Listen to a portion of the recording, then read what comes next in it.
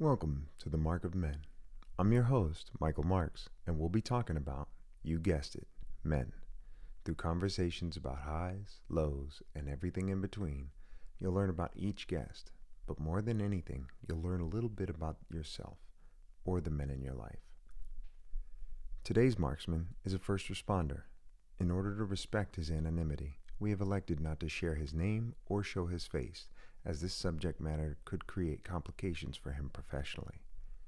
Today we are discussing his recent journey with ayahuasca, the Amazonian psychedelic medicine. We talk about the reason he decided to do it, how the ceremony was structured, and how he experienced the medicine. This conversation is not meant to lead people towards or away from using psychedelics. This conversation is only meant to inform and educate based on one man's experience. We hope you enjoyed the show. Please give us a like and don't forget to subscribe to the channel for more interesting conversations. Thank you. Right. Well, welcome to the show, brother. Thanks, man. Honor. Yeah, it's cool. I was telling some people earlier today, and I was like, I don't know why you want to interview me, but I don't know.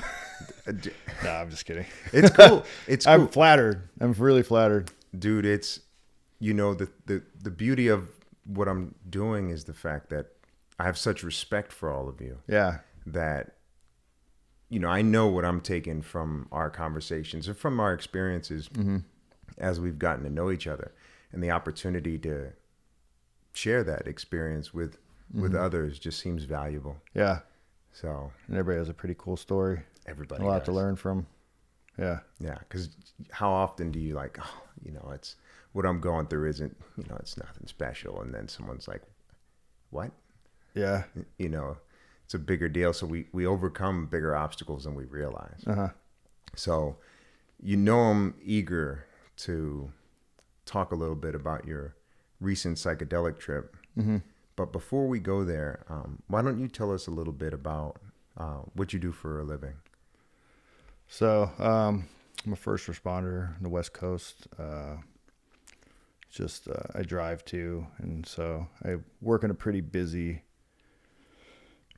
kind of area of very mixed, diverse socioeconomic classes.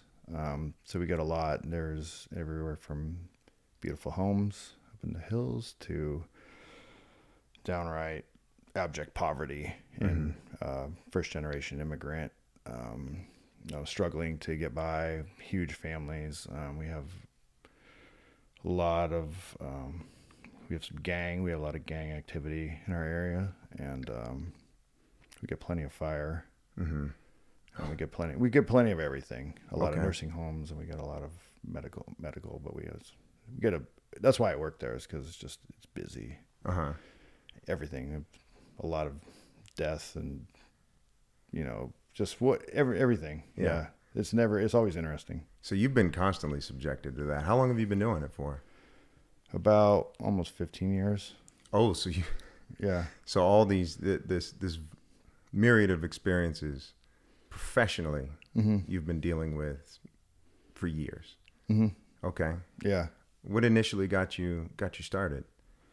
Why I chose the field? Yeah. I was actually studying. I was like a business major in college, and I just more did that just for a good background and good backup plan. And I figure you can always have a decent living. But when I was in college, I started working at a hospital, and I really enjoyed that experience. Just taught me so much about just life and death, and how to talk to people and how to interact, and just it was more real. Mm-hmm. It was a real experience, and I was like, I can help. I'm getting paid to help people. I love this. So I was like, what else? I always wanted to go into military, and I thought police. Fire just seemed like a really good way of helping and just seeing everything. Mm-hmm. Obviously, I can help, but then it's very exciting, Right? and I can be something I can be proud of. I know. So my mother was a firefighter as well, and she always, that still is a major source of pride for her. It was, and it came with a lot of weight Yeah. There was a lot of baggage that she brought home from it. Yeah. Even though, we got the benefit because we got to have her around a lot more than her going 9 to 5 all the time. Yeah. So, you might miss a weekend, but then you might have her for a week or two. Yeah. So we originally wanted to have this conversation because you were coming out of, or you have come out of, an ayahuasca ceremony. Yeah. And this ayahuasca ceremony was geared towards first responders. First responders and vets. Okay. So both. It started with vets, and then it branched off because one of our veterans is also a first responder, and so he thought he could open it up to that. Okay. So these are guys. He comes from a lot of these guys had heavy combat experience, obviously, some different sorts of special ops sort of things. So it was really neat to have that experience with those, these people. Right. It was very interesting. I'm sure. And for them and you guys as well. Because, it's the extremes of the human experience are usually wrapped up in these types of professions. Yeah. So what initially brought the taking part into our ayahuasca ceremony to your attention? Was it this veteran / Yeah, he traveled, did it, whatever things that he was struggling with, and thought this is really beneficial to it, like changed his life. So he brought it. And so a number of us traveled to go do this with him. He's kind of set it up. And I was, obviously I've been dealing with my own issues of feeling closed off, just putting up walls and pushing people away. Okay. My friends, my family, my girlfriend, my daughter, just keeping this. I don't know. It was weird. Like I couldn't feel love. Like I was pushing. Yeah, that's basically what it is. I was like, something's blocked. It's about to tear apart my relationship with my girlfriend. I was about to lose that. Okay. Because we had talked before about some of the issues you were having with your relationships. And, do you feel like some of what you had experienced, and it may not have to do anything with your job, but do you think some of the experiences from work played a role in you kind of closing that door? Was it a protection mechanism or what? It wasn't from the job. Okay. No, the job never affected me that way. Okay. It was more however we grew up, traumas from when we were young. So it allowed this ayahuasca ceremony to really dig deep and figure out what was going on. That's awesome. And really from the bottom up instead of just surface level. Right. Yeah. That's was this your first ayahuasca ceremony? It was 2 nights. Okay. Yeah. So 2 ceremonies 2 nights in a row. I don't know about you. When I first did it, we did 2 nights in a row, and after the first night, we woke up the next morning. They're like, "Okay, we're gonna do it again." Like, I don't have any more energy to give to this. Yeah. So you had this block. It was affecting your relationships with everyone. Everyone. I wasn't present. Could you walk us through, before you actually sat down, what were you hoping to gain from the experience? I just needed change. I needed a direction. I needed just constantly bombarded with intrusive thoughts. One of my good friends calls it the sneaky whisperers. That's a good way to You're describe sitting it. there and you can be having a good day, and then there's these little thoughts that kind of pop in, and it's just nagging. And I think probably I've read about it a lot, and some of it can be OCD related, and I've never been diagnosed with anything, but it just seems like these reoccurring, and you can't get these patterns out of your brain. It just kind of wears you down over time. Right. And so I think with this ceremony, really at first it was very surface level with me to get into it. And I'm like, why is this? Okay, this is very not deep. And I was like, what is really? And I delved deep into my past. Mm-hmm.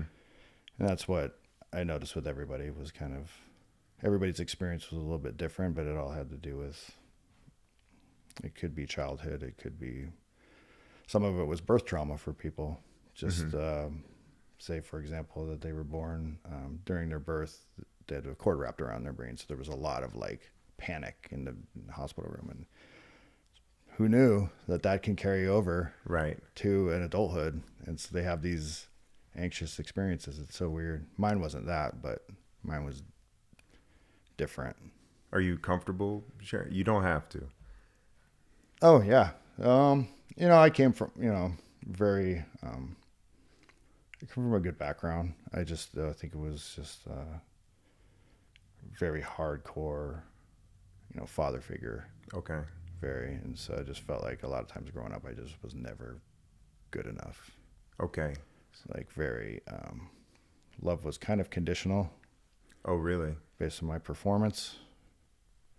Grades were always like, had to be A's. And why did you get a fucking A? It's, what was wrong with you? Well, you weren't trying hard enough. You're a piece of shit or whatever. Mm-hmm. Sports, if I didn't measure up in sports, it was like, I was a piece of shit. Yelled at and screamed at and grounded and yeah, just all sorts of stuff like that for most, until I got older. Right. And that's kind of what led me into martial arts, I think, Mm-hmm. is kind of gaining your power back.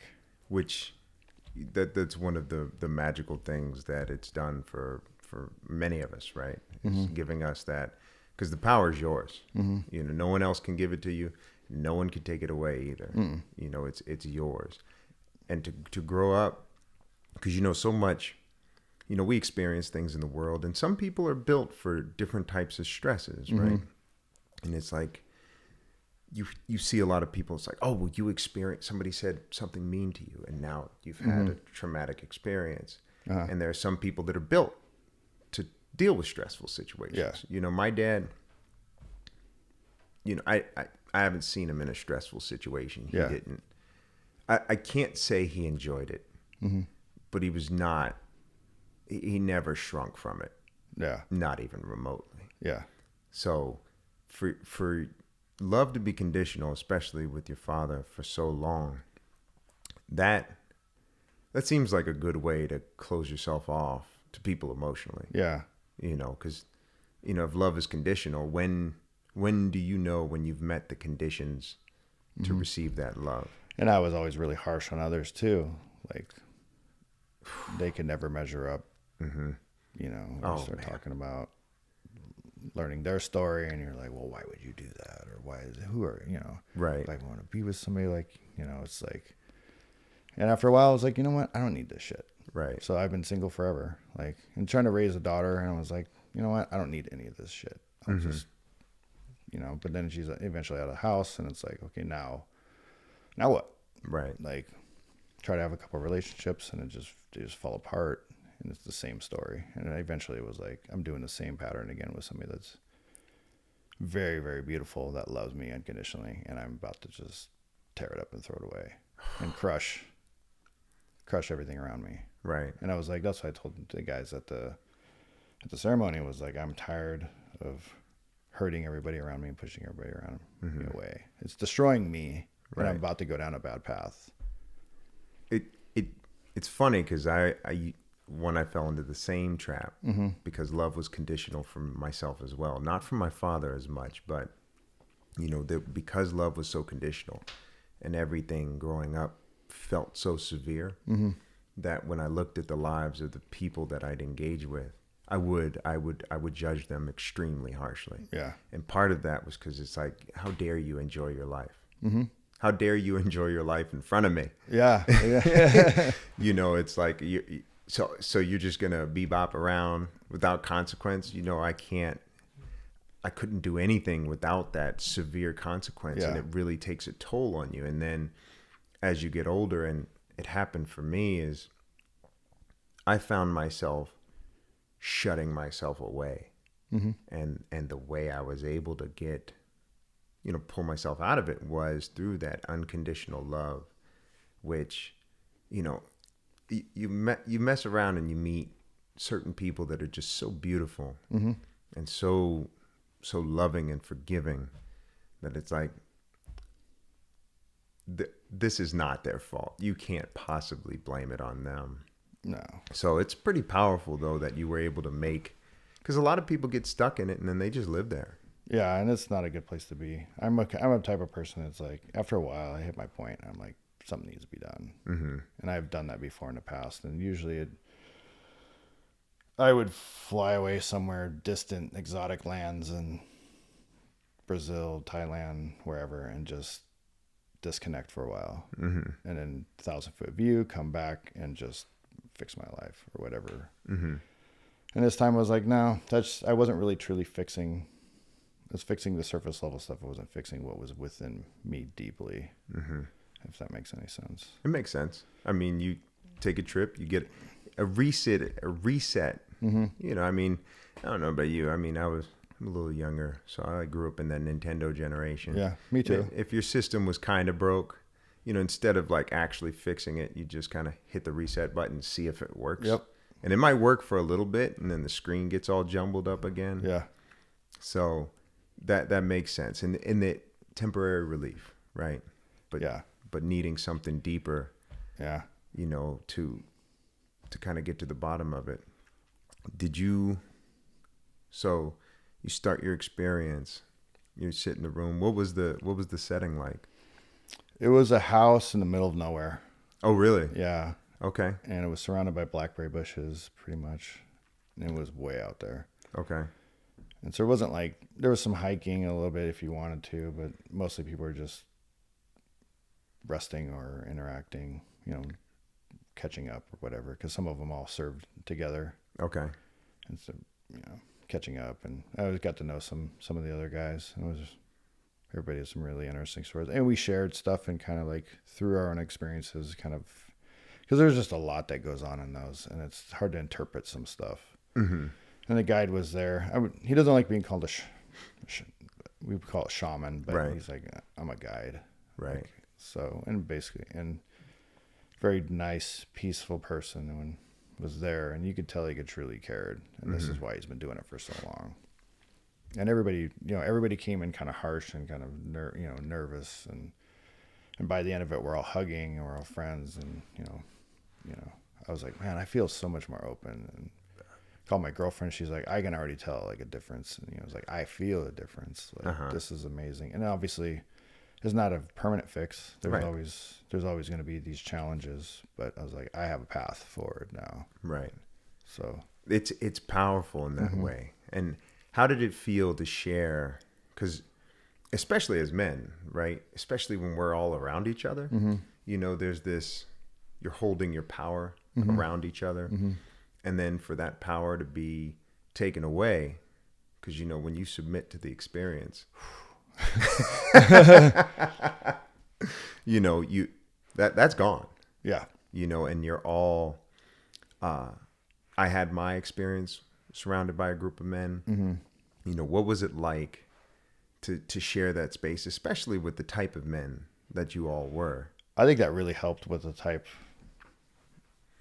because they were all badasses, every single one of them, like in every which way, you know, and people that you would think would be like just, and they are very hardened individuals, but like to be open and like free with emotion and free with, you know, after, and like caring and stuff like that. So that was part of what we taught is, I don't want to lose my edge after this. Like, right. These are ego or whatever like I learned a lot, you know, whatever my experience was, I'm happy for how hard I grew up or whatever that did. Cause it taught me a lot. It taught me to like never give up. If I want a goal, I get it no matter what. I have a no quit. Like I know mental hardship. I can endure a lot, you know, I can see a lot that doesn't shake me. You know, and obviously through jujitsu, it's just like you can take an hour, 2 hours of just getting your ass kicked and know that you're going to be fine at the end. Yeah. You can endure through that and keep coming day after day after day. And there's a pride in that. So to see these others that I think have done a lot more than I have and seen a lot more, that they can do this, they can be open. Mm-hmm. And so, and we don't lose our edge. That's it. You soften, but you're more determined in ways. Yeah. I was wondering that when I went into my ceremony, and, there was an incident. We did a big psychedelic trip with a guy, and he started rumors, and he was, somebody had mentioned to another friend of mine, he's like, this guy said you cried. And I'm like, and Yeah, so what? I'll if he wants to discuss this with me, Mm-hmm. we could take him out to the mat and I could put a pounding on him. Yeah. It just doesn't, I think so much of that concept that if we feel it, we lose our edge, as opposed to like, now we have the fluidity to destroy you. And I'm not holding on to anything anymore. Mm-mm. For me personally, I felt stronger. I didn't feel like I had anything, occupying space that I needed for other things. Mm-hmm. Yeah, I was taught some good skills through it too. It's heavy psychedelic, so everybody sees, like one person saw a giant snake slithering through the room, and other people saw like their dog like checking in. I looked around and we're all like deep emotional pain, dealing with whatever. And I looked around, I finally pulled my goggles up and looked around, and it looked like a scene from like Dante Inferno, where people are like in hell, like in the fire, like just writhing and just this whatever agony and they are. And we were all kind of going, and I looked around and I saw that. I was like, wow, okay, holy shit. But it was also kind of like, we're all doing this together. We're all dealing with this. And then there's those hard parts we all dealt with, whatever. And then it brings us into like, here's some beauty and hope. However, through me, it was showing me through kind of more of a love for jiu-jitsu again, and the art of what truly makes me happy. And I started thinking about like jiu-jitsu, and he played some Brazilian music, some really like, and it just kind of, just a spicy kind of, and you're just like, I'm like, yeah, I love the whole, the culture and the beauty of the language and the beauty of the flow of the movement is just, and so I've like really like just meditating on the art itself and just kind of flow rolling in my brain and imagining roles. And I was like thinking of like my favorite masters of the art and different, our own instructors and but then other world champions and videos. And I was like, I'm gonna need to share this with, my friends, and just this whole whatever. And it's like, gave me really appreciation of like, what's important to me, what's truly making me happy. I was like, Brazilian Jiu-Jitsu and Muay Thai and all these, just the beauty of the movement. So it's like, it's definitely changed. It's going to change the way I train and I roll and everything about it, and my focus. Nice. Yeah. So it's all heavily integrated. Yeah. So it kind of, it gave you something to follow. So it gave me a path, which is one of the beauties of it. Yeah. And I've also fallen in and out of the art. I've got frustrated, I think all through was really nice. Purple belt, brown belt just hit me hard. Injuries, life, just kind of fell out of love. It's after so many years, it was just like, it was hard to feel focused again. And then you start teaching, and it was just like, and I got my black belt, and I was like, whoa, that was like that kind of, I knew it was coming, but it was like, I didn't feel like, I did a big tournament and I got beat by somebody I shouldn't have got beaten, just because I was not in the right headspace. And it just kind of was like lackluster. Yeah. I would have loved to win a big tournament and then get it, but it didn't happen. But then,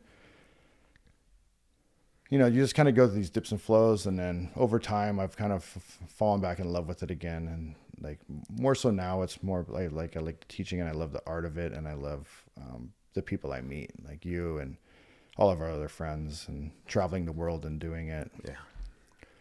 And one of the actual trips, kind of the visualizations I had while doing that, the journey was, it was in a dojo, like an old Japanese dojo, like you would see on like Kung Fu Panda. I don't even know what those are called, but Yeah. we're all in. It was me and all the guys in a room, and we're all in kimonos, and we're all meeting to like. It's like we all traveled there to like as a brotherhood and train and like learn from each other, and then we're all about to go off, and we're all kind of like. Yeah, it reminded me of when I was in Brazil one time in Rio, and you come into the room and there's all these guys and everybody's just chilling and bullshitting, and everybody that comes in a room, they're like makes their rounds and says hi to every single person. They're like, "Hey, what's up? How you doing? Oh yeah, welcome, welcome." And everybody was, and then we all train hard, and it was all. Now we're all, teach each other, and then we all go our separate ways, and it was like it was a beautiful thing. I visualized that whole scene, and I was like, this is what it's about. Like, Yeah. this is what makes me happy. That's heaven. Yeah, it was great. Yeah, that's heaven. Because that, you're in and out of training has been, something that, I go through depending on who's there. Sometimes I get frustrated, but to have, these brothers and these guys that I really admire, Yeah. that I really enjoy rolling with, they're problems that I cannot solve yet. And it gets me invigorated to go. Yeah. And it's, win or lose matters less to me than the experience of the round. So I don't allow the outcome to determine. If I beat somebody, it doesn't mean to me that I'm better than them. It means that, I found something happened within here that allowed me into this space where, the outcome happened. But when some of those guys are missing, the fire within the guys that are coming up, isn't as strong. Yeah. So it's exciting to hear that it's back to a priority. It is. Yeah, definitely.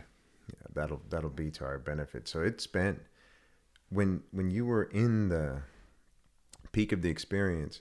So you had goggles on? Yeah. So the first night was a mix of psilocybin and ayahuasca. Oh, okay. It was like these both chocolates. Okay.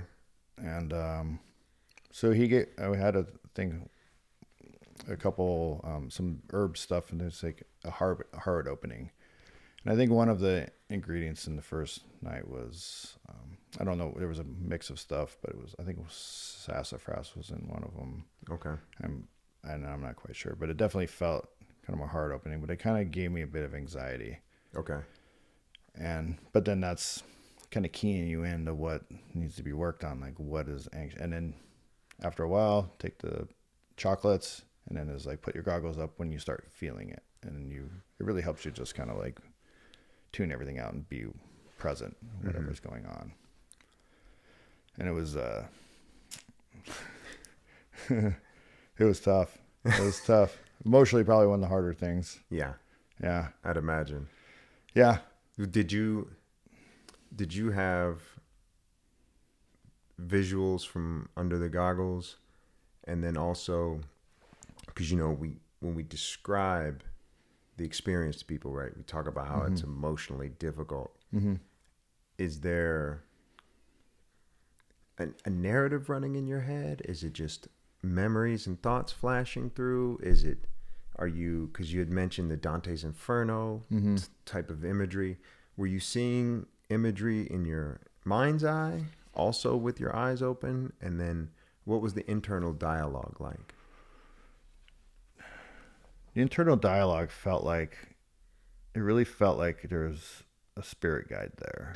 And they call it Grandmother Ayahuasca. And there was some visuals here and there. It was very fractally at times. And then some of it was very dreamlike in your brain. It was almost like dreaming while you're awake. Okay. And then some of it was just internal dialogue, just meditation. Okay. But it felt guided. It was like it was like the spirit guide with your soul battling your ego, which is heavy. It's heavy. Yeah. One distinct thing for me is that it did, similar feeling. But I was very aware that there was something else, something sentient engaging with my Yep. with my mind. It was as real as the chairs we're sitting on. Yep. You know, and it's a hard thing for people because it's not this, Yep. but it's every bit as alive and intelligent Yep. as anything I'd ever experienced. Yeah, and at times it was my own mind working through stuff, and I think that's what part of it gives you what you need, not what you want. Right. And a lot of it's within, but then sometimes it would bring something up. Like I was like, oh, well, it's not really doing much, and I'll start like this, and then it would pick up something from my past that happened and like bring it to the forefront, and it felt very like, oh, that's not me doing that. This is something an issue that I need to work on or forgive myself for or whatever. And actually there was a point, I think it was the second night, that I felt like I was about to lose control completely, and everybody's like, give in, just open it up. But it was like, there was so much pain and like regret and like anguish over whatever it was. And just things that I've done and things that I've affected, and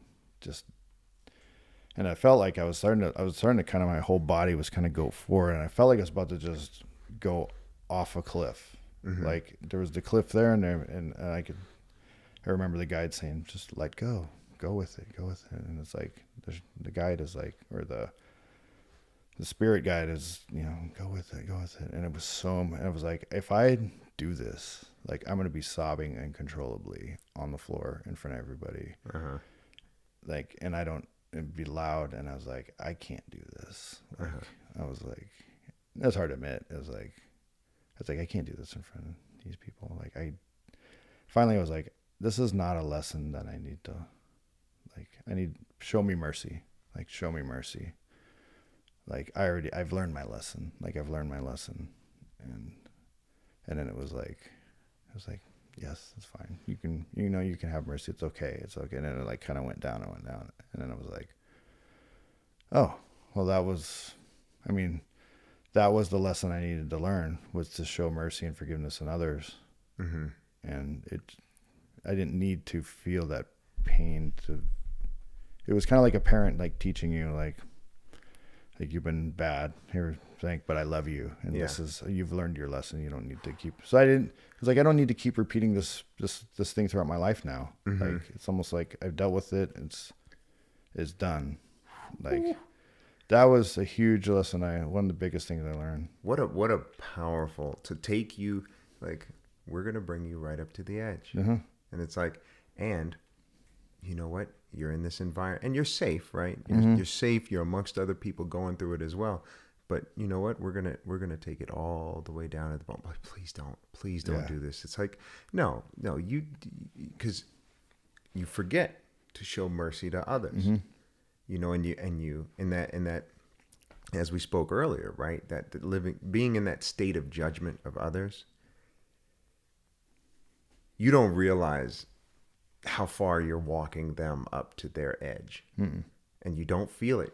And not because you got no feelings. It's just that, you know, I've gone to these other edges that are so much farther than some other people may have experienced. And it's like, you're not even close to the edge. And then, but you walk them irresponsibly to that space. Yeah. So and Mother Ayahuasca gave you mercy. It did. That's put my other, and it actually sometimes throughout that, it then took me and showed me, you know, whoever I was judgmental against, was like, it showed me their situation at the time or whatever was dealing with, and I was able to almost live it through them and what they were feeling, and it was like, yeah, it makes sense. And even my past, it was like whoever was, my father was harder on me, and I was like, you know what? I get it. Yeah. I get it. You know, they were doing their best, and maybe they took it way too far. But I'm also like, I see it from their side, and it was like, whatever, it's over and it's done. And it's, you know, it was like able to forgive, and through forgiving, then it's like, it's kind of over. Yeah. It's kind of done. Like, move on. I don't need to keep reliving whatever. And then he just kind of taught me like through going forward. It's like try to show more compassion for, be more open. Even at work, I was thinking there was like 3 situations at work that really popped in my brain during this whole thing, and I kind of had to relive it. And it was 3 different infant deaths I've been on. I've been on probably more than that, but there was 3 specific instances, and you could probably imagine the pain and anguish you see the families going through, and they were just, and you yourself, but you're trying to like hold it together, and you're feeling it, but you're not. You're also closing yourself off, and you're like, I want to get the fuck out of here. Right. Like, I just need to I don't want to be here. I don't want to, like, it sucks. And so we're like, we have some people that are trained for those traumatic situations. You can call them out and have them come and deal with the family, and then we can go back in service and leave. And you're like, oh, where are they at? Where are they at? Where are they at? Okay. Oh, cool. So you guys, we're out. And then, you leave and you talk about it amongst the crew, and you're like, that sucked. Okay, be done. So you guys don't properly process these. We do between ourselves. Okay, so you guys do actually make time to support each other. We'll talk about it all the way back. We'll hang out, we'll drink coffee, we'll talk about it. My officer's been around forever. It was a ambulance paramedic for years before he became a firefighter, and so he's really, really probably one of the top in the whole area. Okay. Definitely. And so he has really good perspective on things, and I can deal with that stuff. Stuff doesn't keep me up at night. It sucks and it's sad. But what I saw through the journey is like I could have really made a difference. Okay. If I was more open, like I could have like embraced, and like there's a couple times I could have like just even given a hug and just listen, just holding whoever just had that loss and feel it with them, and know, really open myself up to that. Not sobbing uncontrollably, but like, yeah, and but like, I'm there for you, and everything's gonna be okay. And I think that just a lot of people need to know that everything's gonna be okay. Yeah. Like, and 3 instances, and I was like, I could have done a lot better in that, and I didn't. But for moving forward, I will now. Yeah. Like, I know how to do that now. Well, and that's the thing, right? Knowing how to do it, and knowing, like, sharing the ceremony space with these guys, sharing, like, I don't want to lose my edge. That you can share a piece of yourself. You can share a piece of yourself and still remain strong. Yeah, I haven't lost any edge. I don't feel at all. I'm not looking forward to rolling with you after this. I'm hoping that I think you'll see it differently. That's cool. It's still the same intensity, but my intentions are different, and that's one of the other things is where my intentions are coming from. The things I do is my intention pure, like, if that. It makes sense to me. And now I'm learning the art for the art of it, which is different than learning the art to win. Yeah, because the just winning does not make you. They call it martial arts, and it is an art. Exactly. There's a beauty to its mastery. So, and there's a tedious aspect that you have to go through. It's just like anything that you study, like you don't fully understand it, but you have to do the little things to get to that point before you finally understand it. And then you can really enjoy the overall big picture of it, is what and then it becomes an art to you. Like, it's like if you were a painter, like you have to know all the techniques, the color combinations. It's just the tedious rote stuff that you just need to know. But once you know all that, then you can have fun with it and really just play. And this is exciting. See you in full play mode with. Yeah. I'd love to see some of the guys, get together, and again, get the better guys together so we can play within the art. Because that dream you had, being in that old Japanese style dojo. Because when you were describing that, I'm seeing it in my head. Yeah. with the slanted roof and the Mm-hmm. paper walls. Yep. And the mats. Yeah. And being in there and the brotherhood we already feel. Mm-hmm. And there are a few days we've had too where it's like a lot of the guys that have been doing it for a while are together, Mm-hmm. and it's a good day, Yeah. and the world makes sense afterwards. Yeah.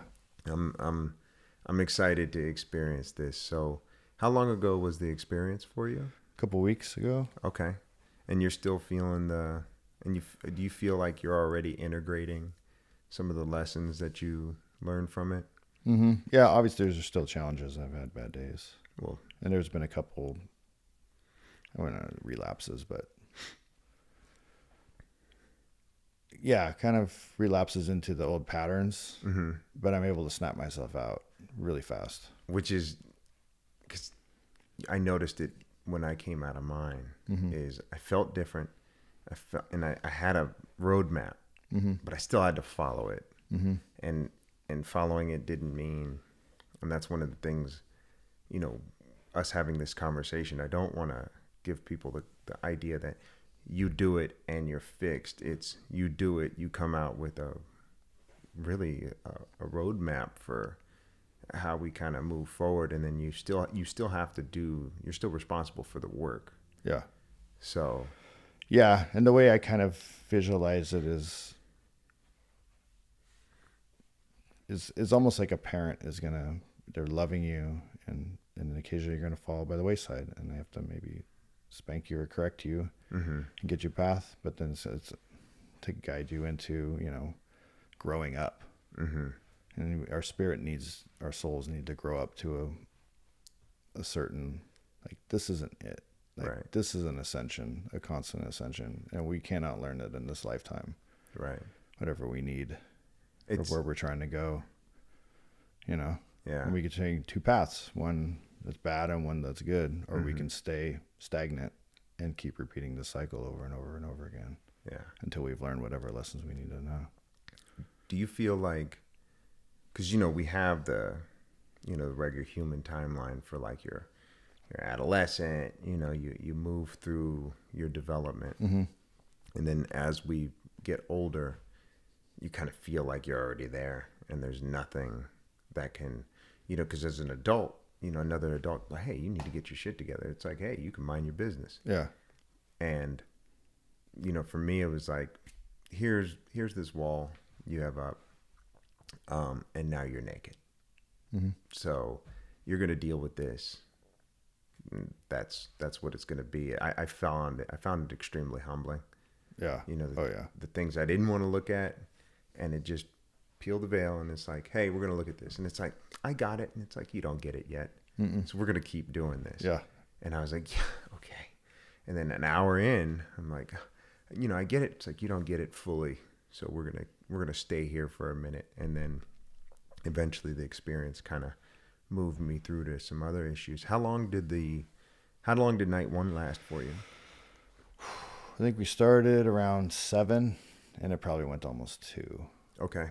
I think I finally went outside about 2:00. Okay. Where he felt comfortable enough for it, that I was, out of it enough that we could leave. Okay. That's, yeah. Anywhere, it's going to be 5 to 8 hours per person. Okay. Both nights. Second night was ayahuasca tea. Mm-hmm. That started at 6 p.m. And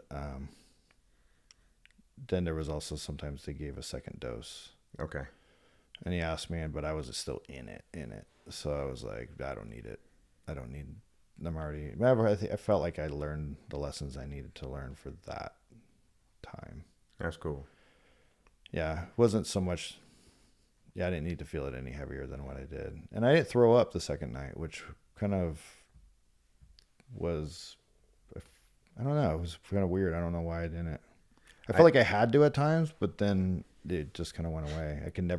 They're like, don't force it. And so I never forced it. And it felt like, in my mind's eye, it was almost like, it was like if you had a poison within, and you take charcoal and mix it with water and to bring it and kind of circulate all the toxins in, and you expel it out. So that's kind of how I visualized the throwing up. But then I never threw up. So I was like, I forgot to ask, like, what's the significance of that? I really maybe I needed to completely absorb whatever was within. Who knows? I mean, I didn't purge. Did you not? No, I didn't Wow. either night. I had some stomach. I thought, I'd feel something, but then, and I just didn't purge. But I purged out the other end. well, here's the thing. Funny story is in the height of the experience, and I'm like, I do not care what state of mind I am in. I will make it to the restroom. Yep. And you have to like come out this door, and you have to shuffle up this pathway. So it was a hike, and you're like, you're functioning, but like the world is alive. Yeah. And I'm shuffling up, and then this guy's already there, so I have to. I literally, I cannot afford to sit down, so I just get down as low as I can. I just hug my knees. Yeah. I get to the bathroom, and then you just fart. And I was like, you allowed me to go through all this just for this paltry result. But like blah. Yeah. But it was I didn't purge, but I still felt like I got a lot out of it. I know, like, we fasted right before, so Yeah, we did too. yeah. So I mean, I did the first night. I think I've talked to some people, and they're like, well, don't you throw up? And they think it's like their worst binge drinking evening.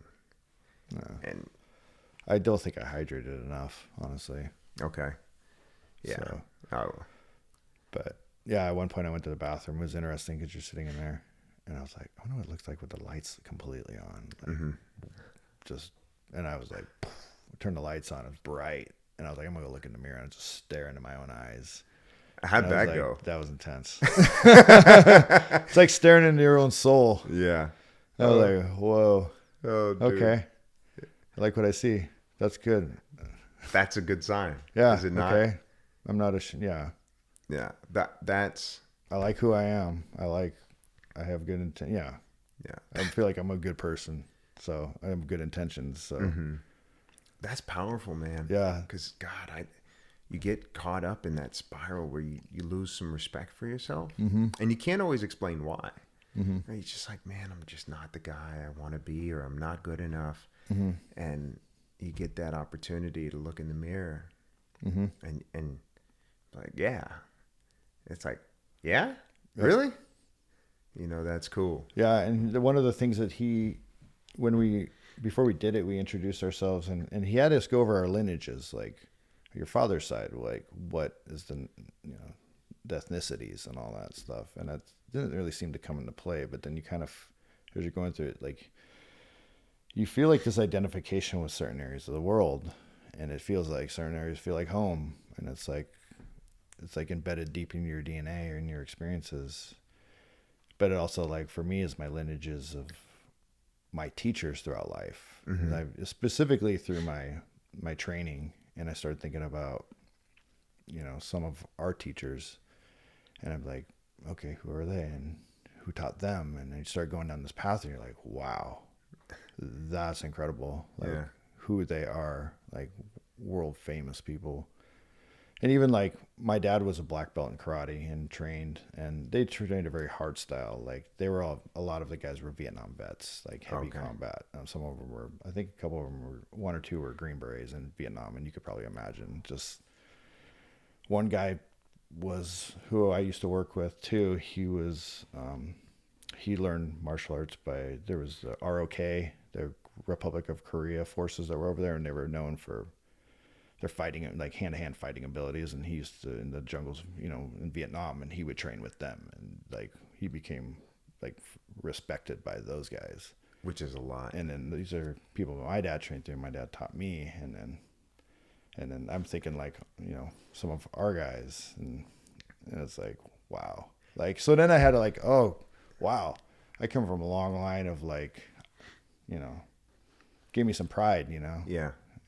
Came from hard men. I've had some good lessons, and Yeah. And to think, you're pulling the experiences of these people into a time when those experiences aren't yours. So they're giving you the tools that they needed or that they learned over the years, and because it might not be applicable to your life, those lessons come hard. Yeah. But I think about it too, because I'm mixed racial background. Yeah. But I feel it. I feel both sides in different ways. And like you said, the lineage where we come from, who we train with, and it's interesting because in the gym you notice that there's a familial structure to it. It's like the head of the gym is like our father. Yeah. And the energy that he has is fatherly. The way we all engage with each other, and it's natural. Yeah. It's like we're all grown men. Yeah. And we all still treat each other like we're family in this different way. So and for all that to be incorporated into who we are, because I think about it from time to time, because so much of American culture is this self-actualization. Like I'm an individual, and I get it, and I disagree. Because you can't escape it. Well, I'm an individual, that doesn't matter. If you're talking about generational trauma, then what are you talking about? Yeah. Because you carry that. You don't just carry that. You carry pride. You carry some of the things your family has learned. All that pours into you. We are the remnants of what was here before. Yeah. So it's cool that the guide brought that up. And how did you feel like the guides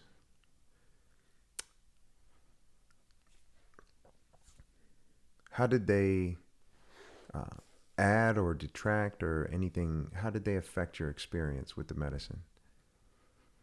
The guides? Yeah. The grandmother ayahuasca. It would occasionally bring up topics. Okay. That needed to be dealt with. Well, we kind of covered that. Yeah, I meant the actual. So the person we call the shaman, right? Oh, that guide. Yeah. Sorry. Because that's what he preferred. They to guided be called? it through music. Okay. Yeah. What type of? Now was it a speaker system, or did they actually create the music? No, they had obviously like an iPod or through a phone or whatever, and then through like a speaker that they played, just a Bluetooth speaker. Nice. And he has a playlist, and he kind of watches and guides based on. So yeah, it starts off really heavy and melancholy. It's just to really dive into it right off the bat. Mm-hmm.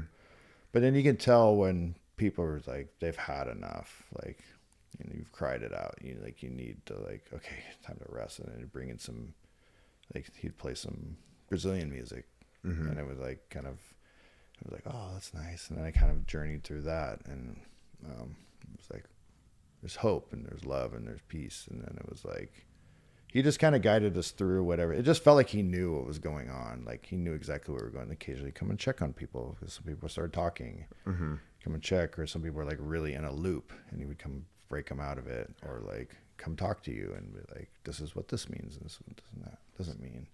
It really felt like he can really see what we were going through at the time. That's cool. Yeah, it was really impressive. So total asset to the process. Oh yeah. Yeah. So having a good one is an important step in your opinion? For sure. Yeah. I mean, you could do it on your own. I don't think everybody should. No, definitely not. Yeah, no, it was a nice. I know I could on my own. Yeah. I've done some I'm kind of a loner when it comes to that stuff, and I like to be alone and be in my thoughts. Some people would freak out, I think. Yeah. And spin themselves out.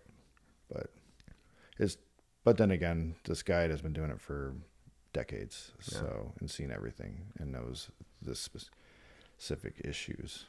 That's cool. Yeah, it was really cool. Yeah, I thought the guide that we had, they were, like you said, it's impressive because they can feel it. And they know where to go, and they, that hit the loop, break you of it, and keep you on your path. Yeah. And not, they're not the one creating the experience, right? Ayahuasca is creating it, but they're helping you follow the path where it leads. I'm, man, I can't, first and foremost, I can't thank you enough for sharing Yeah. because it's fresh. It's a powerful experience for you. Yeah. It's hard to talk about. There's so much metaphysical and just out there stuff that we don't even talk about. But that would kind of, I think if somebody's never done it, that would kind of like woo you away. We could do another conversation with that piece. One of the things I struggle with when I talk about it is when I attempt to put into words the other layers of the experience, human language just seems to fall short. No. Because that's why the conversation stayed in the emotional, and because it's how do you explain the universe that many people haven't gotten a chance to see? Exactly. And I think for me, I was trying to, when you asked me to do this interview, and I was like, because I was like, what is the first night versus the second night? And I kind of got them. And what I realized is the first night was kind of very dealing with my own me within, and a little bit of the second night, but then also how I affect the world. And you're starting to see and be shown how you affect the world. And I thought of so many instances of spreading good and how that affects. And it's kind of like the moth that bats its wings can create a hurricane on the other side of the world by the little the vibrations that you do and the vibrations that you put off. And if you put off good vibrations, if you flip somebody off, maybe they're going to go do something else to somebody else. It just spreads. But if you give some good, it spreads exponentially throughout.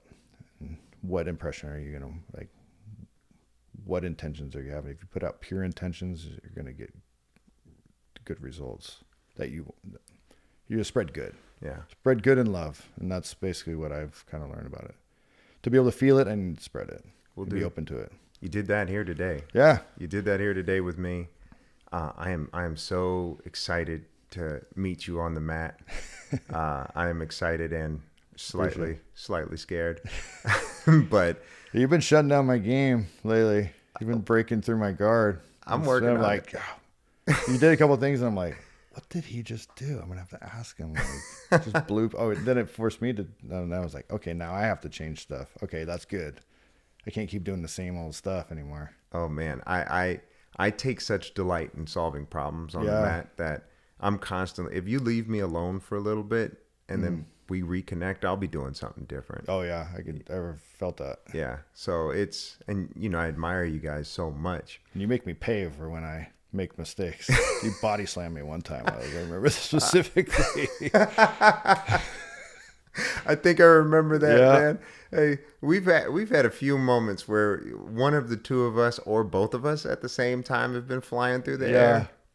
And every now and then, if we're rolling specifically, I'll look over, and there's guys like us, and then there's people that are just doing jujitsu, but they're doing it differently, and you see them, and they're like,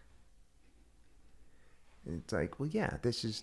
You'll get here eventually, but I've learned so much rolling with you. Yeah, you too, man. So I'm stoked, and I can't thank you enough for your courage doing this, because this isn't the type of conversation a lot of dudes would be willing to have, because this is, people will see this, so I really appreciate your courage and your openness sharing this with me, and I'm looking forward to seeing where life takes you and where life takes the two of us together. Bro. Yeah, definitely. I'm excited too. So thank you for your time. Thank you. It's been a pleasure. Thank you all for listening. Have a good night. Thank you for listening to the show. I always find it interesting where the traumas that really get us hung up in later life come from.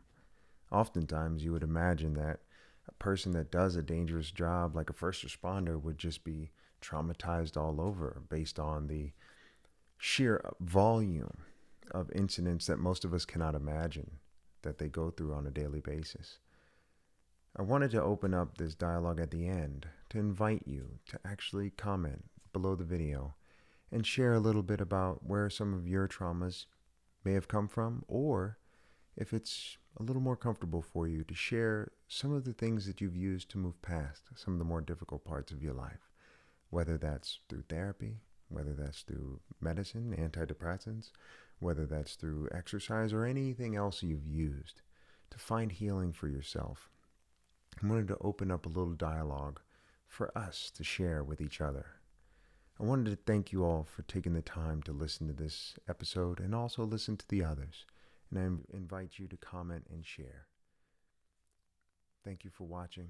My name is Michael Marks, and this is my mark on the world of men. Have a good night.